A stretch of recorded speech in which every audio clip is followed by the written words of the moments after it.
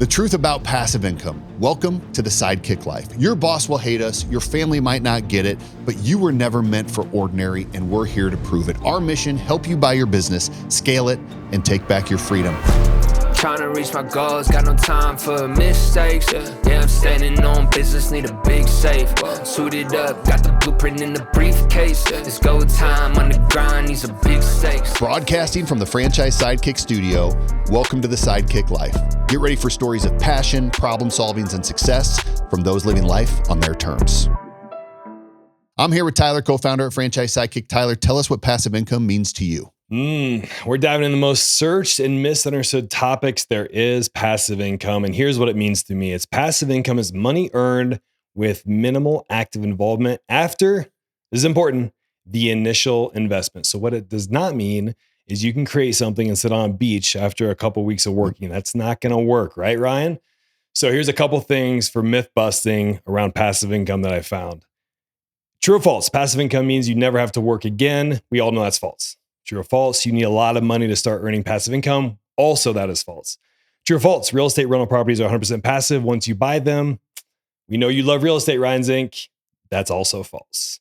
So you're a guy who has done this before. Like, you have created some great businesses. You have an unbelievable business portfolio. You have passive income. So today I want to dive into your story. So let's kick it off with you. Yeah, thanks, man. I'm excited. You know, I don't consider myself an expert on passive income, but I guess it's just something I got into when I was 22. I'm 45 today, so I've been doing it for 23 years, and it compounds, right? So let me start with a couple of things about my history. Number one, I feel like I had to get a solid foundation, but I also wanted to start investing right away. I'll tell you a little bit more about that. I live below my means, still do, way below. And that's something I want people to hear. Live way below your means, and it will mean so much to you in the future. I believe in starting and scaling a business. I believe in surrounding yourself with other wealth creators. I did this through EO and YPO. And just know that if you're a business owner, you're going to have about 80% of your net worth or more tied into that business until you exit. And that's okay, right? Concentration creates wealth. Diversification preserves it. So those are some foundational things that we need to know. And I want to break this podcast into three parts. Number one, my personal passive investment situation. Number two, my favorite and least favorite investments. And number three, I've got 4 boys at home. And number three is, what am I going to teach them, right? It's very important to me that I pass on financial literacy to them. And I want to talk about those things. So I guess number one is my personal passive investment situation. And I thought by maybe just talking about how I have things balanced. What do you think?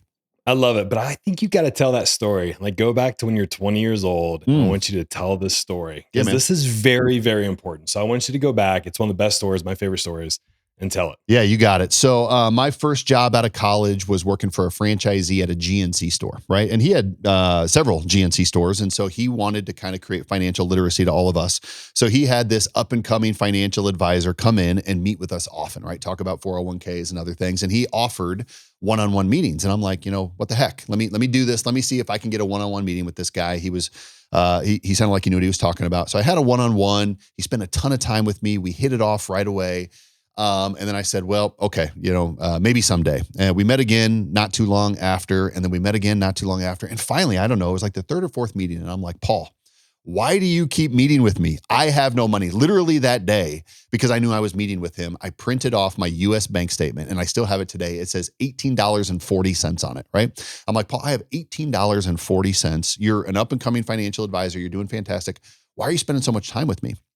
He said, for one reason. And he said, I believe acorns turn into oak trees.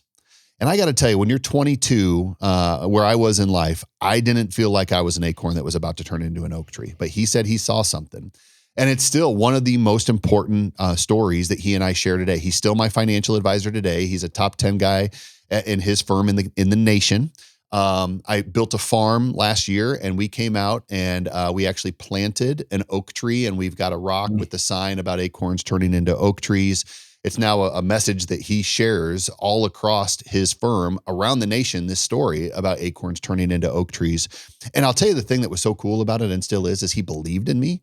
And sometimes just having somebody who you respect believe in you pushes you into that thing. So would I have been really good at passive income without him? Probably not. And it goes back to surrounding yourself with the right people. So acorns turn into oak trees. I met him. We're going to have him on the Sidekick Life later, and it's going to be one of the best episodes. I guarantee it, because he's the best person I've ever met at this. And his belief in me turned into what you're about to hear today. That is amazing, because I didn't know step 2 of this. Like I knew you guys were building a farm. You got the farm, you got the building and stuff, but I didn't know you planted that oak tree, dude. That's amazing. Yeah, I got some pictures. I'll share them with Timmy. Maybe he can share them here with the YouTube version of the podcast. I love it. Okay, you said something there, people. We can start there. We can go in many different directions here, but people we know is very, very important to creating this passive income stream, or really creating a business or anything you want to do. It revolves around 2 things: systems and operations. Yeah. So I'll let you take it from there. Yeah, you bet. And you know what, we can come back to how I got my portfolio balanced, but let's just stick with people right away, because we kicked off with that story.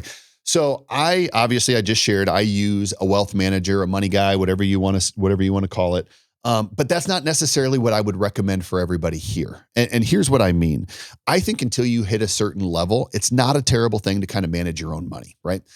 Manage your own real estate, whatever it is. I think, and this is just my personal opinion, I'd say until you get to several $100,000, it's not a bad idea to just throw your money in VOO, right? A low cost S&P 500, go get a Vanguard account, get your lowest fees possible, and just continue to plug money away, right? We want to build a nest egg. Now, if you've got a quality, experienced financial advisor that is willing to work with you at a reasonable rate in the beginning, it's not a bad thing, right? But what I'm trying to help people avoid is, don't go sign up with your dad's college roommate because it's just somebody that you can get access to, right? You want to make sure whomever you're working with is an expert, is experienced, has a track record of creating wealth, not just managing money.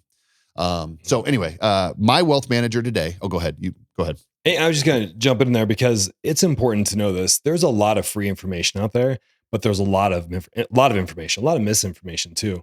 So what I would recommend, you probably would agree here, early on, find somebody you really respect and follow them and really research their methodologies and just live by that. Like if they have a proven track record, make it very simple, but find that one source of truth with investments, because it's going to be overwhelming otherwise. So early on, find that one source of truth, educate yourself, because being financial literate is very, very important. 100%. It's like anything you do. If you're hiring somebody, if you want to get a babysitter for your kids, if you want to get anybody in your life, what's the number one thing you need to do? You need to validate. Talk to other people that have already worked with them. So if you're going to begin working with a money manager, you need to speak to other people that have already worked with them, and preferably not just the ones they put in front of you, right? We're all going to put the best possible people in front of you. But how do you go find that hidden reference? How do you go speak to somebody and say, who do we know? How do I get to this person to understand the real story? So if you can't get access to a high quality, experienced money manager in the beginning, just manage your own. Learn it. Learn what it's like to manage money. Learn what it's like to push in when the market is low. Learn what it's like to be disciplined before you go get that person. And keep it simple. Keep it simple. Like everything else, keep it simple. Yeah. So number one, let's talk about my passive investments. And first, I'll just tell you a little bit about how I have it broken down. So I got it up here on the screen. Intentional, but not always balanced exactly like this. So equities, I've got 37% of my net worth in equities right now. I've got 10% in bonds. That recently went down. I had bonds higher, but we sold off bonds and even paid a little bit of a penalty to sell them off before maturity date, because we wanted to push in the market when it was really low here recently. Right? We know with the tariff talks, the market hit rock bottom. I know because it's the same strategy I've been using over and over again for the last 20 years. Every time the market goes down, I'm going to push in as hard as I possibly can because I don't need the money today. I don't want the money today. I'm putting this away for my future, for my kids, for other things. And so why would I not take advantage of pushing in hard when the market is down, right? So bonds recently went down to 10%. I do have cash value whole term life insurance, which I know has got a really nasty name to some people. And I want to talk a little bit about why I have it here in a bit, but I've got 7% in that. My retirement accounts, 1%. I did max them out, but I was only able to get that to about 1%. The tax deferred retirement accounts, I've got less than 1% in cash. I can talk about how I get access to money when I need it. I've got 10% in real estate. I've got 8% in alternative investments, and I've got roughly 25% in business equity. You never know what your business is really worth, so that's just an estimate. Cool. All right, let's dive in a little bit into individual things. So my wealth manager manages several things for me, right? Index funds and individual stocks, bonds, whole term life insurance, and donor advised charitable funds. Tyler, if you're good with it, do we want to talk about each one of these and ask questions? Let's do it. Yep. All right. Yep. Let's do it. So the index funds, I know I could manage this on my own, simple low cost S&P. And again, I recommend for a lot of people to just do that. But you've got to have this tipping point, right? When you finally get to a certain amount of cash or wealth, you need somebody who is actively managing it, right? I think of the VOO strategy, VOO is disciplined. Every 2 weeks when I get a paycheck, I'm putting a percentage of that in. I'm doing it on my own. That is the strategy that, a heavy percentage of people should use. But once you hit a tipping point and you've got enough cash out of your business and it's free, you don't need it for your life, that's when I really recommend you go get a wealth manager, because the thing that I want him or her to do is I want them to actively manage it, which means when the market is down, we push in, which means when I've got too much risk concentration in one area, we rebalance, which means we meet quarterly to talk about, do I have the right amount in my college fund, in my charitable fund, any other tax strategies that we can use, introducing me to the right people. So that's the main purpose of my wealth manager. Index funds, we're going to invest into those to keep it well balanced. Individual stocks, there's definitely times where you see certain things that are going on with companies where they take a massive dip or they're going to have a bright future. I talk about that with my investment manager. I don't do it myself. I don't think I have the discipline to watch the markets and then go in and do it, but he and his team do. So I use him to watch individual stocks. Obviously, we talked about bonds just to kind of keep that consistent interest rate pouring in. We typically only invest into highly rated bonds. Whole term life insurance. I want to pause here for a minute to talk about it. This is not going to be a marketing piece for whole term life, but it is something that I want people to consider. So whole term life means that you have an insurance policy on your life that is guaranteed payout. It also is going to create cash value, right?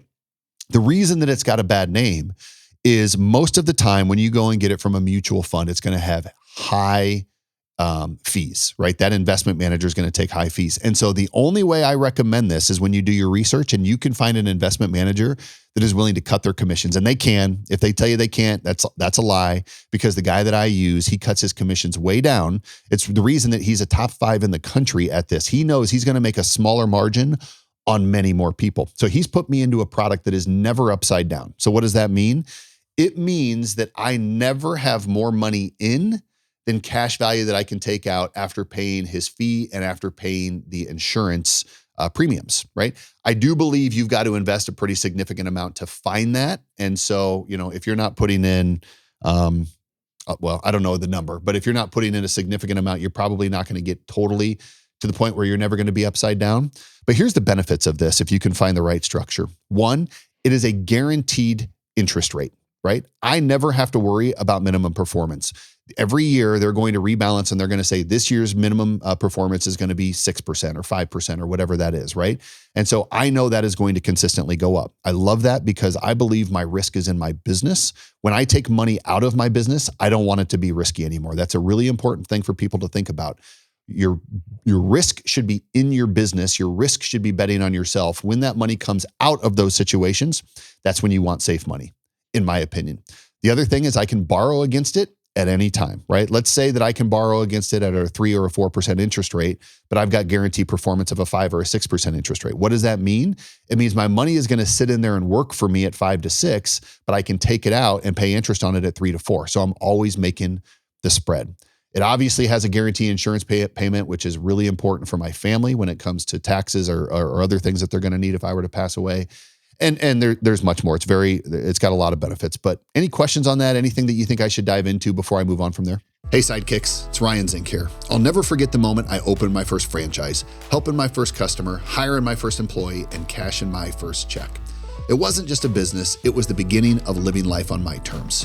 When Tyler and I started Franchise Sidekick, we reimagined how people would find brands and succeed in franchise ownership. We're the fastest growing franchise advisory group in the country because we built a smarter, tech-driven system. Our approach has helped people just like you purchase over 10,000 franchise locations, and we've earned a 5-star rating on Google doing it. Now we're sharing exactly how we do it in a quick 20-minute webinar titled 10,000 Locations and Counting, the Franchise Buyer's Blueprint. If you're ready to explore a path to financial freedom and take control over your future, this is your first step. And did I mention our services are always 100% free? Click the link below to sign up now because you deserve to live life on your terms.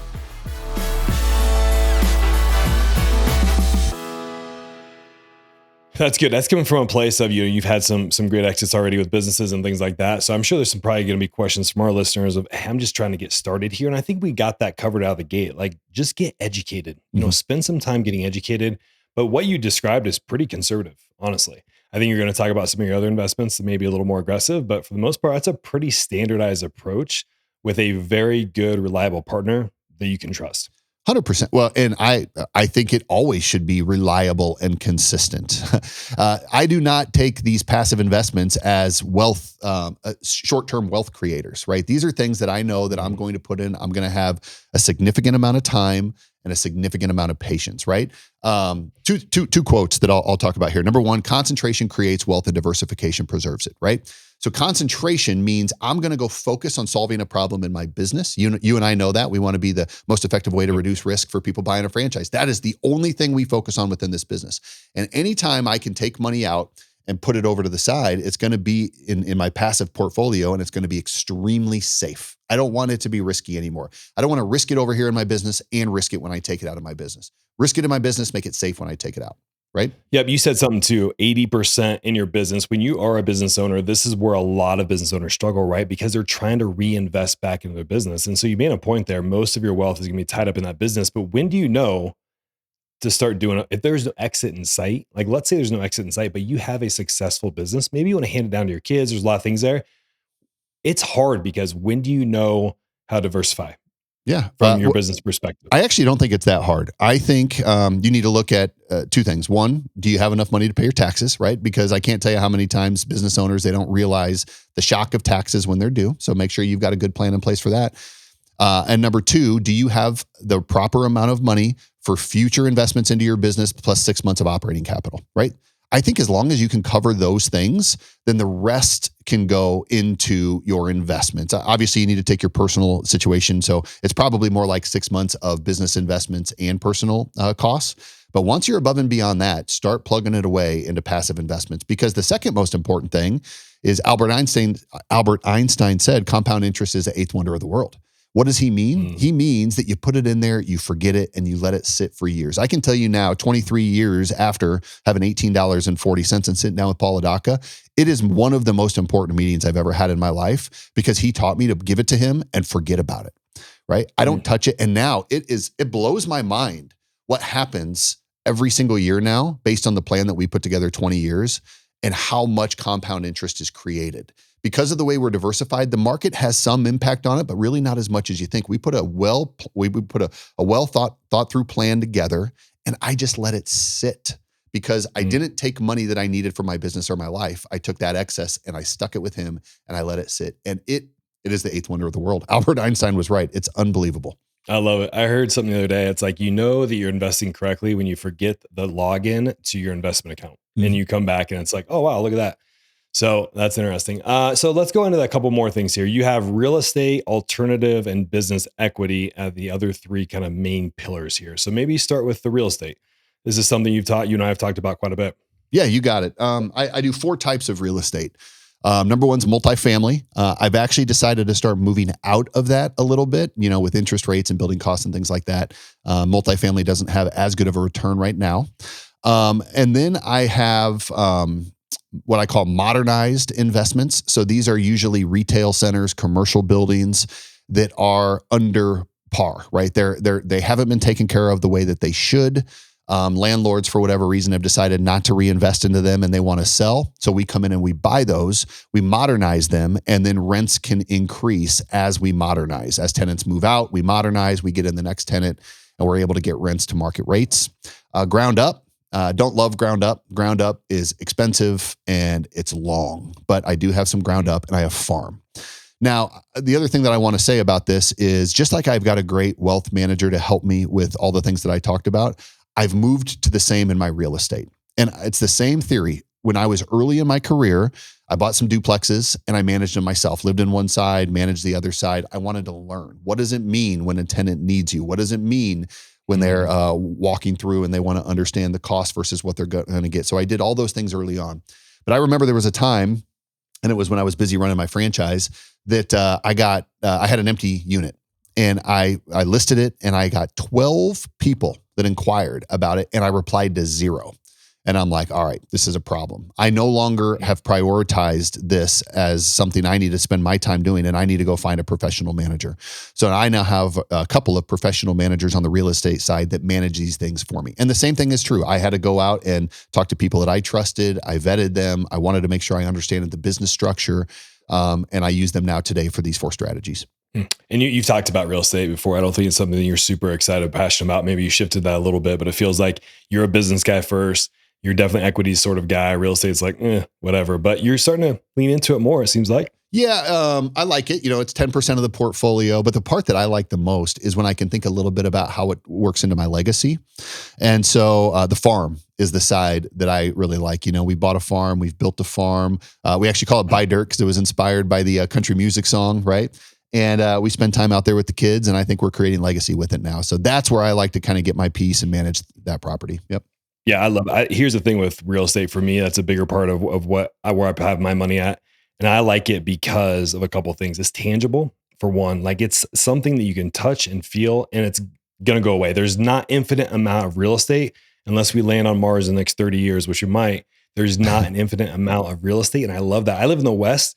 Water and land is big out here. So for me, it's a big part of what we do with short-term rentals or looking at land out here.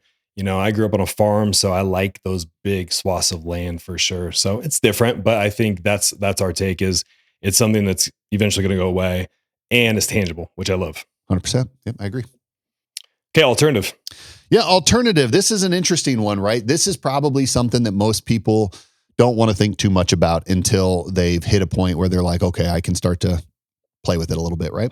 So with alternative, gold is in my alternative bucket. I don't have a lot of gold, but a little bit, right? T-bills. T-bills are actually one of my favorite. Why did I put this in alternative, right? Because T-bills are very traditional. So why the heck do I have it here? It's because I'm not using it in the way for the safe return that many people do. I really use it as my rainy day fund. So, I earlier said that I keep very little in cash. Some people might say T-bills are pretty much cash. But I, with my wealth manager, every year we go in and we say, okay, here's what I think I need for projects next year. Here's what we're going to want to do for purchases of land or development of land, major purchases and other things. And so we then set aside an amount into T-bills that we think we're going to need, which was really interesting because recently, again, with the market going down, not only did we sell bonds, but we looked at the T-bill portfolio and I said, I think we've got double what I need. So we slashed it in half and we took half of those T-bills, we sold them and we pushed it into the market again when it was at its rock bottom. And I'm really glad I did. It gave me the flexibility to push in when I needed cash. And again, with the development of the farm, we're building the home and developing the land with T-bills and just some other projects that we're doing as well. So I put it there. Other people are going to say that's not an alternative. Fine, call it whatever you want. But I put it there because I have an alternative use for it, which is basically a way to earn interest and also have access to cash when I need it for whatever reason.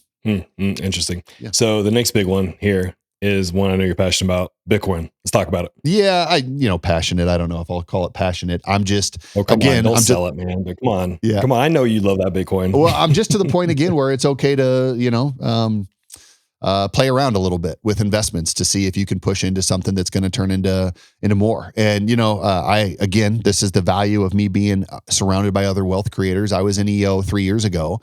And a guy there said, I believe in Bitcoin. And I could have listened to every YouTube channel and every podcast out there, and I never would have believed it. But this was somebody that I fully trusted. This was somebody that told me they had their own significant stake into it. And I said, well, I trust you. And I believe people, the best way to trust somebody's opinion is if they're putting their own money into it, right? And somebody was putting their own money into it. And I said, all right, now I believe. And so lucky for me, I was able to get in without knowing a heck of a lot about it, but because I trusted somebody back when I think it was, the first purchase was probably when it was in the 20,000s, and it has climbed significantly. So if that wouldn't have happened if I wasn't surrounded by the right people, if I didn't have a good plan in place before to make me feel comfortable with everything else, it gave me a little bit of flexibility to go play with some investments. And that's what Bitcoin was for me. Yeah, love it. No other crypto though, just straight up Bitcoin for you. Yep, no other. I don't know enough about it to tell you anything else about any of the others. I wanted the one that had scale. I wanted the one that was starting to get adopted. And that's why I stuck with Bitcoin. Yeah, I like it. Okay, so the next big one here is business equity. This is something we're very passionate about. Let's get into that because this is going to take a little bit in terms of talking about different types of businesses and your philosophy, but let's go ahead and get it going here. Yeah, and why are they passive, right? You think business equity, well, that's not passive, but here's why they're in the passive bucket. Number one is we've shared it before. I've been fortunate to have a few private equity exits. And what people may not realize about private equity exits is you typically don't sell 100% of the business. Maybe if you're selling it to a strategic, you would do that. But the traditional private equity transaction is going to be purchasing, a percentage, usually majority, but not always, of the business and asking you and any other owners to roll over a piece, right? So I'm not active in the businesses that I've done private equity transactions with, but I do still have value in them, significant value in some cases, right? So it's 100% passive for me now, but I still very much want those things to go up and to have future value. So that's what it means with the post-exit acquisitions or the post-equity acquisitions. Yeah, and that's private equity, right? But maybe we have somebody listening who owns a business, who's been successful. How does it apply to them in terms of a smaller, possibly investment? Like if somebody comes and they want to sell, maybe they're getting to retirement age, their kids don't want to take it over. Maybe relate that back to them because there's an opportunity for them to hold on a chunk long term and get dividends long term, possibly. Yeah, well, it's kind of the same thing, right? Because think about it. If you're going to go buy a business, let's say you and I wanted to go buy a franchise tomorrow. We're going to go in and we're going to say, look, we want to buy this, but we also don't want us to take on all the risk from the former owner. So oftentimes what happens is we're going to come in and say, we're going to own all of this, but we want you to do a carryback, right? And the SBA has laws around how carrybacks work and personal guarantees. That's not what this show is about today. But if you and I are going to go in and buy that franchise, we may own 100% of it, but the owner may be self-funded 20% of it at an interest rate. Or in some cases, if you guys know each other, or if we know this, the owner, we say we may want to partner and we'll come in and let you take some chips off the table. There's a million ways to structure this, but absolutely, if you've got a business, I would encourage you to start thinking about it now. When you sell it, it doesn't mean you sell it and walk away. It means you sell it and you either now have a new partner who's going to take on the majority of the day-to-day responsibilities, the majority of the decisions, or it means that you're partnered with the bank and you're carrying a portion of that back for a period of time to make sure the business performs. So absolutely passive investment opportunities when you sell your business. And if you're looking to buy a business on the other side of it too, there are a lot of people out there right now that are looking to sell, and potentially you could walk in with a partial seller finance and get a great business for a lot less up front. So if anybody's looking for a business, obviously either a franchise or something else, there's those opportunities out there for sure. Yeah, and also there's always the thing. I mean, this is for somebody that's a go-getter, a young go-getter that wants to roll up their sleeves and get stuff done.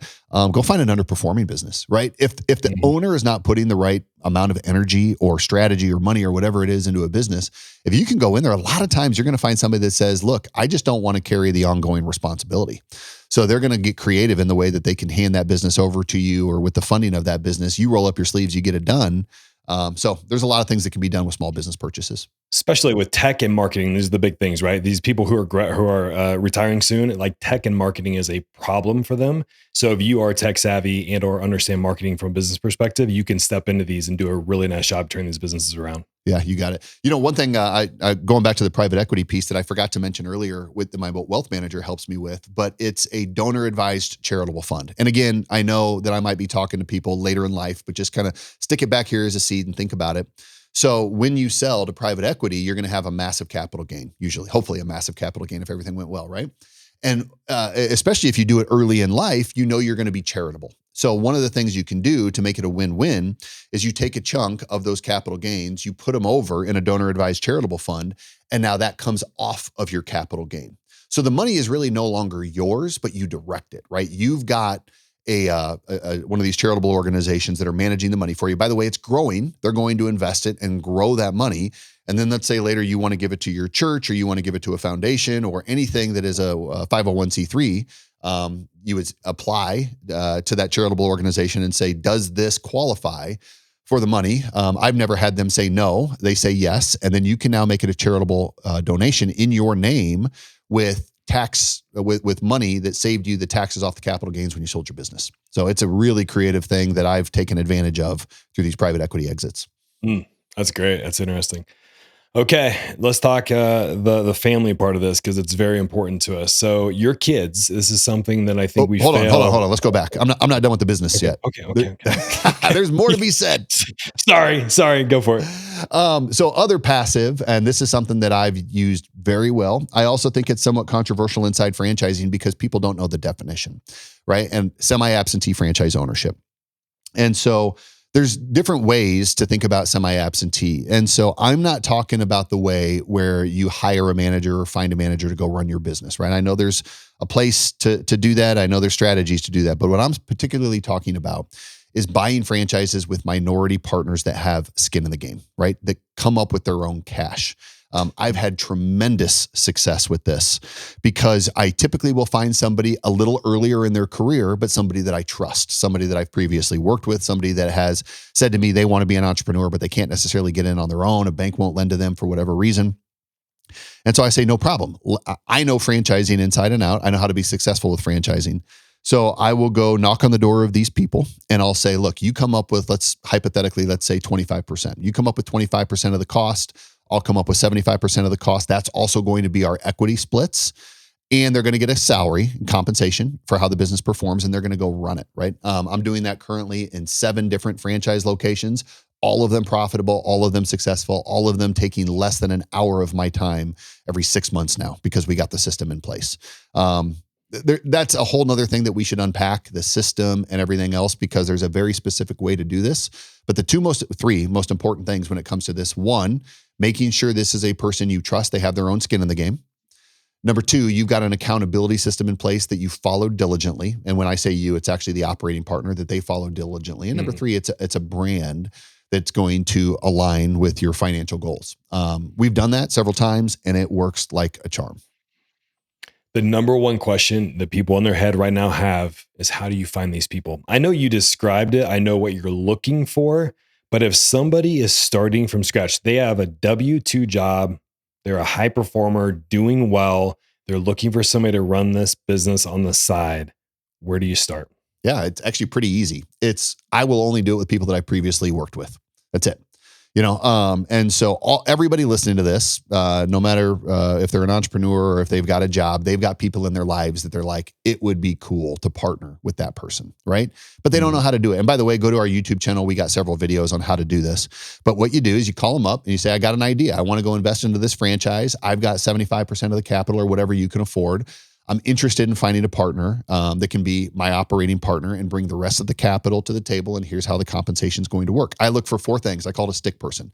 I want skills. They've got the skills needed to be successful. The T is I want somebody I can trust, right? And that usually comes with a person that I've worked with in the past. They need to be incented properly. This is where so many people mess up. They think, all of your future positive gain is going to be on the sale of the business. People have expenses and other things that happen before the sale of the business. So you've got to have them properly incentivized short-term before that long-term incentive is going to happen, and see they've got the capacity. I'm not looking for another person that's going to keep their job and try to manage this on the side. Capacity means they are going to go run this full-time, best efforts, fully focused to make it work. And then you go through, the business growth, you go through the accountability systems, hopefully someday the exit, and it is a great way to create passive income through a business partnership. Yeah, we have some good videos out there. It is easy in theory. It can be hard a little bit to find the right people, but if you've got a good Rolodex, and or sometimes if you just start asking questions via LinkedIn or wherever else, start putting stuff on social media, you'd be surprised successful people want to be part of something new and something exciting, and they're willing to leave their job. So I would encourage you, if you have nobody in your Rolodex, post on social and see what happens. And I bet you're going to find some people who are like, yeah, I'm in, let's do it. Well, and you're also going to, I said easy. It probably feels easy to me now. In the beginning, it was a little bit harder, but you've experienced it yourself. I am fanatical about the people that I want to partner with that I trust, because there's so few of them. You got to think about them as this precious gem that you don't ever want to give up, right? And so when I know, and again, less than 10 people in my life fit this category, right? And so every single time one of those people are looking for an opportunity or I'm having a conversation, I'm just planting seeds. Hey, what about this? What about that? Because of all the people 99% of them are not the fit. It's that 1%, that special person that you've got to be relentless in pursuing. It is like burned in your memory. It's very bizarre with you. Like, your 10 people, then you have the fringe people as well, but they're right here all the time for you. So it's pretty cool that you've done that, but you've been able to create some pretty incredible businesses with people you've worked with before. So it is something that you're very good at, for sure. Yeah, thanks. Well, okay. And then the last thing in the business, one last thing I want to talk about. And this is something that I really don't like that much. And you're going to hear me talk about it more in the don't like investments, but it's now working for me and I figured out how to make it work. So I messed up a lot in investing into small business ideas early in my career, right? I was making pretty good money. I had some early success as an entrepreneur. I thought other people were going to be able to have that same level of success. So I started to invest into a lot of businesses that I didn't know a lot about because I liked the idea. And I think we've learned, you and I both know this, execution, a person's ability to execute is one of the most important parts of a business. I don't care how cool the idea sounds. If you don't have the ability to execute it, it's never going to work. And I learned that the hard way. I invested into a lot of businesses that people couldn't figure out how to execute on. And I finally just said, no more. I read Peter Thiel's, 0 to 1, where he laid it out perfectly. He says, if you're going to invest into 100 businesses, 90% of them are going to fail, and you've got to make your return off the few that work. And if you're not in a position to invest into, I'd say, a minimum of 10 of these startup businesses, don't invest into one. And then the other thing that I later learned in life too is now I will only invest into startup businesses that I can influence with my business and my network. In the beginning, it was just sort of a set it and forget it type investment, and many of those failed. But for instance, today I invest into some franchise brands that I can help influence based on what we do. I also have invested into a insurance company, liability risk and things like that for franchisees that we can help influence the growth through what we do here. And so I'm okay investing into startup businesses now, again, with a very slim criteria of what I know will work for me. Interesting. That's and they're working great, by the way. I'm very familiar with them. So I love Peter Thiel. He's got some great methodology around the questions he asks founders to identify the people who can execute, which are really interesting. So look those up if you can. Yep. Okay. Now we're moving on, my man. Are you ready to get on to the family part of this? Yeah. Let's talk about it. Are you going to teach your kids how to do this? Yeah, man. So important to me. And by the way, what's super cool about it is my kids are constantly asking me now, right? I live this. I live this here. I live this at home. I live this in the community. And so my kids are like, tell me about how this works. Tell me about that investment. Tell me about why you did this, right? Being in real estate is super cool because we can drive through town and I can be like, hey, we are part of that. We're part of that building. Mm-hmm. So one of the things that's super cool about creating the passive investments now is not only the knowledge, but the ability to kind of share those experiences with my kids. We're doing a multifamily apartment complex down by the hospital. And last month, they're about 80%. They invited us in for a viewing. And so I took my kids and I showed them, like kind of how the progress works and what's happening there. And it was, their eyes got huge. Their level of interest just was super cool because they got to see it firsthand, not just hear it from dad.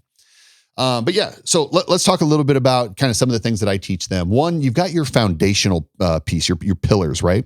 And something that I think is really important is one of the things my kids, I hope, realize is you need to compound the efforts of others. And this doesn't mean that you're the only one that wins, but what it means is you have to get really good at creating winning scenarios for many people to do it together.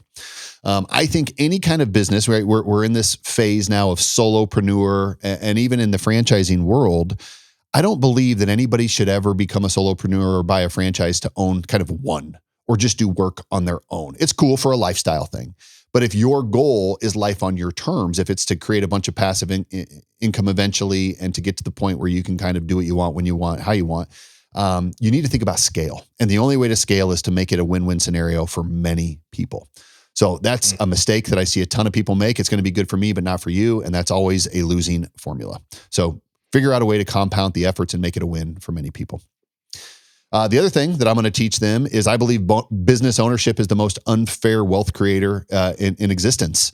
And I use an acronym called WELD, W-E-L-D, and it stands for number 1, write-offs, number 2, exit value, number 3, lower taxes, and number 4, depreciation. When you take those things together, you kind of weld together the most important financial parts of business ownership, and it becomes an extremely strong and powerful tool. And so I want my kids to at least understand the value of business ownership. It doesn't mean if they decide to become something else, I'm going to be disappointed. I won't. But I understand the value of business ownership, and I hope they do too. Exit value. You realize that until you have an exit, the majority of your income or your net worth is going to be tied into that business.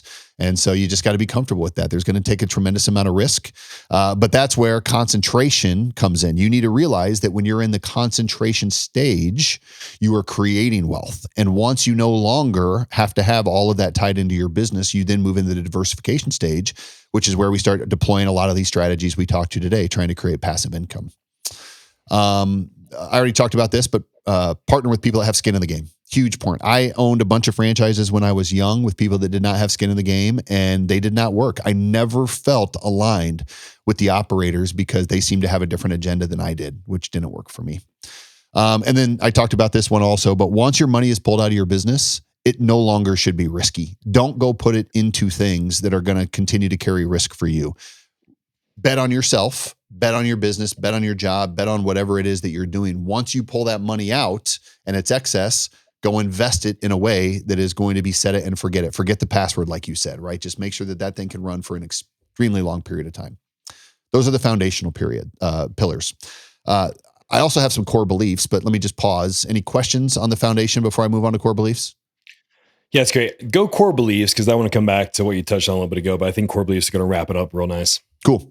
Number one, sacrifice today for what you want tomorrow. We had this on our checks. When my wife and I first got married, I put this on the checks. She rolled her eyes at me, but it is something that we continually lived by. No car payments, no credit card payments, no mortgage that was going to be out of our ability, right? Very small life. Don't compare yourself to others. Don't get into a situation where your clothes and your watch and your everything else has to be better than the guy next to you, right?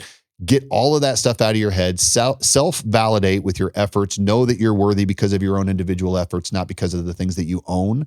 And that will significantly pay off over time. Number two, build your Survivor Alliance. And what I mean by this, I reference back to that show Survivor, where you always had to create a small group of people that had their own individual responsibilities so you could win, right? The same is true in life. So my Survivor Alliance are going to be my attorney, my investment manager, also the attorney that does my will and my trust, my tax manager, my stick person that helps run franchises, business partners, right? These Survivor Alliances are also important. And these people talk to each other regularly, and they don't need my permission to do it. I give them all permission to speak to each other at any time, even if it's going to cost me hourly rates, because I know they all have my best interest at heart. And I can get a bill for thousands of dollars from one of these people, and I don't blink an eye because I know long-term it's going to save me significantly more. Number three is surround yourself with wealth creators. You have to be running in circles of people that are where you want to be, or at least are all pointed in the same direction. I got really lucky. My EO group are all people 5 years older than I am. And so I got to just kind of experience all the things that I was about to go through them. You have to find your circle of people that are going to do that for you. And last but not least, learn how to manage things yourself before you ask other people to do it. And so I know I told the story about how I had a wealth manager early on. I don't know if I would recommend that for everybody. I got really lucky that I found one of the best in the world that was willing to take a chance on me. That's not always going to be the case. So go be disciplined, put your money into VU or something else that's going to be a low-cost S&P for a period of time. Buy a duplex, manage it yourself. Buy a piece of ground, manage it yourself. Learn how these things work first. Build up your nest egg, and then eventually give it over to somebody who's experienced where you can set it and forget it. But those are some of the core beliefs that I would teach them. I love it, man. I love it. Okay, great episode. I want to tie this back with a couple things here. So, I think we've worked together for a long period of time. Over the last 4 to 5 years, we've worked together almost on a daily basis. A couple things that stand out to me that I've really learned from you is concentration and focus. I was guilty for probably 20 years of chasing the next shiny object, both with investments, with businesses, and that immense concentration that you have and that focus, I respect immensely, because that is something that I think that's given me a whole new perspective on business and life. So I want to thank you for that. Survivor Alliance. This is something I was horrible at.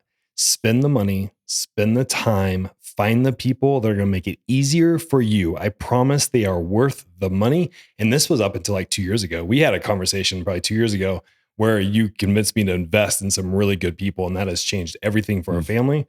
Thank you for that. And then it kind of goes on with the next one, to surround yourself with wealth creators or people where you want to go, or people who can help you get to where you want to go. So that core 5 or that group of people around you is super, super important. So thank you for that. Of course. Well, they're all lessons that I learned through mistakes. And so I hope that, this podcast will help avoid some of those mistakes, but the reality is it won't. People that are listening to this, you're going to make mistakes. Just don't make fatal mistakes, right? Be well planned, be surrounded by the right people. Don't make fatal mistakes, and give it a lot of time. Yeah. Last question for you. You're going to be dead someday. So I want to know, you're doing all this, you're doing it really well. You've got 4 children. What does that legacy look like for them, for you? What do you hope that they get to do that you didn't get to do? And why are you doing this for your legacy? Yeah, it's a good question. And I'll be honest, I don't know the right answer on what should go to the kids. If I die in my 80s, my kids are all going to be grown with their own families anyway, so it's not going to be as important to them. We do try to do some things now through college funds, whether or not you believe in college. I'm kind of on the fence. But we do some things with college funds. We also do some things with the max giving that we can do to hopefully give them a starting point. Is that right or wrong? I don't know. Some people would tell me that I had to go create it on my own, so my kids should too. But I think if they are trained properly, and if they're not entitled, then it will be okay to give them a head start. And I guess we'll see. I don't know if I'll do it or not, but it's there if it needs to be. With the Survivor Alliance, my wife and I have spent significant time on wills and trusts in trying to protect what we've created, right? You've got the maximum amount that in your lifetime that you can give that doesn't go to the government when you die. We want to max those things out. If I were to die and my wife were to live, there is a business advisory group that we've created. There's 3 guys that I trust with my life. And they would be my wife's advisors on what to do with what we've created. I also every year create if I die list, and we keep it in a secret place that just is her access to everything that she would need. That if I were to die, who she calls, what she does, what my wishes are. She obviously is going to have the say. She doesn't have to do what I want, but it's just kind of a guide to her on what that's going to look like. The charitable fund, I've talked about that. We try to max out a lot of things with that. And so on. So it's pretty well planned. The part that I'm a little fuzzy still on is what is the right thing to do as far as wealth when it comes to giving it to family or charity or other places. And so undecided still. Awesome. Great stuff, man. Awesome. Anything you want to wrap on today? Man, I've already said it all. This is so important to me. It's been learned through a lifetime of lessons. I find this to be fundamental to what I believe now. You might have your own path, but again, I believe risk on yourself when you're young. And when you can pull that money out, compound interest is the 8th wonder of the world. So set it there and forget it. And I think you're going to look back 20 years later and you're going to say it was one of the best decisions of your life. Love it. Well, as always, if you're looking for a business, if you're considering a franchise, reach out to Franchise Sidekick. Links below. We believe in entrepreneurship, and business is the ultimate wealth creator. It's the unfair wealth advantage, right? So reach out to us, schedule a call, and we can kick off what this will look like for you in maybe 20 years. 100%. Love it. Thanks for joining us on the Sidekick Life, where we highlight true sidekicks, entrepreneurs who've got their customers' backs, solve real world problems, and after helping enough people, get to live the life they've always dreamed of. We'll see you next time.